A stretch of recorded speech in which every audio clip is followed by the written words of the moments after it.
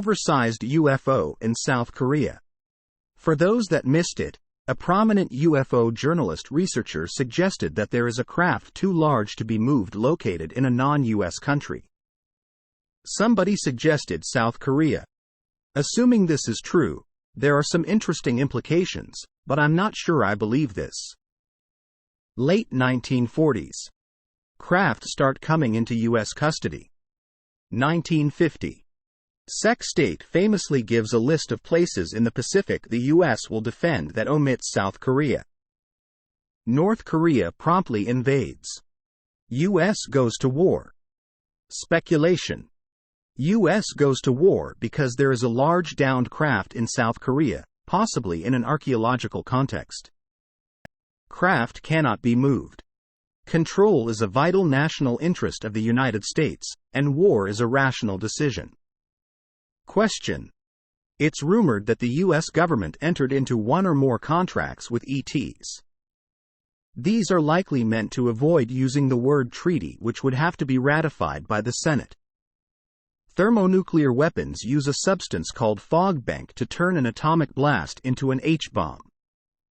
At one point, we lost the formula for fog bank and had to reinvent it. Did the U.S. trade for fog bank or other weapons tech? If we made an exclusive deal with the devil, then Soviet spies stole the secrets. That could explain some Cold War paranoia. Approximately 1952. Korean War is a mess and Truman knows his political career is done. Height of Cold War paranoia. Speculation. Truman worries about lack of continuity of leadership. Apparently, ET has the ability to nuke us from orbit. Truman classifies the thing as deeply as he possibly can. The reason appears to be to ensure continuance of governance as relates to these phenomenon. 1953. Ike becomes president. Gets rid of restricted classification. A number of unofficial and illegal special access designations begin to appear to replace it. Rumor. Ike gets into a fight with the illegal SAP doing UFO retrieval and threatens to have the U.S. Army storm the base the items are being kept at if his representatives are not given access. 1961. Ike leaves office warning the U.S. public about an out-of-control military-industrial complex.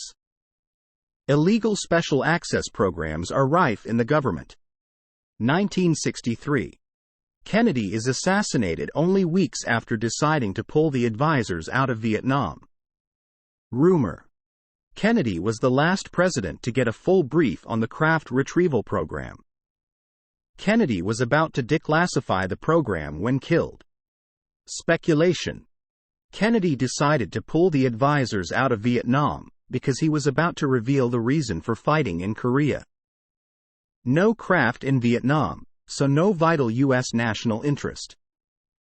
Johnson doesn't know this, so moves forward in Vietnam not knowing that U.S. foreign policy in Asia rests on a smokescreen. 1967. Freedom of Information Act passed. Rumor.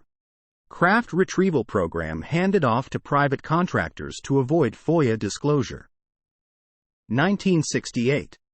RFK assassinated. 1973. Nixon formalizes special access programs. 1980 present. The rise of Silicon Valley. Government goes from a tech leader to one or more generations behind. 2022 to 2023. Microsoft actually OpenAI released the first broadly adopted AI system. Microsoft invents a new form of quantum computing. Microsoft also signs a power purchase agreement with a fusion power company using a system that does not require a continuous plasma. The AI age begins. The entire defense sector has less market cap than Facebook Meta. Speculation. Things are coming to a head now because it's clear that the legacy companies who've had whatever we have, if anything, since the 40s are just too far from the state of the art. The material needs to get transferred to companies on the modern cutting edge of research. Not saying giving big US tech alien technology is a good thing. Zero evidence. unless a craft comes to light, in which case a lot of evidence. Post from user Doll Thrax at Reddit.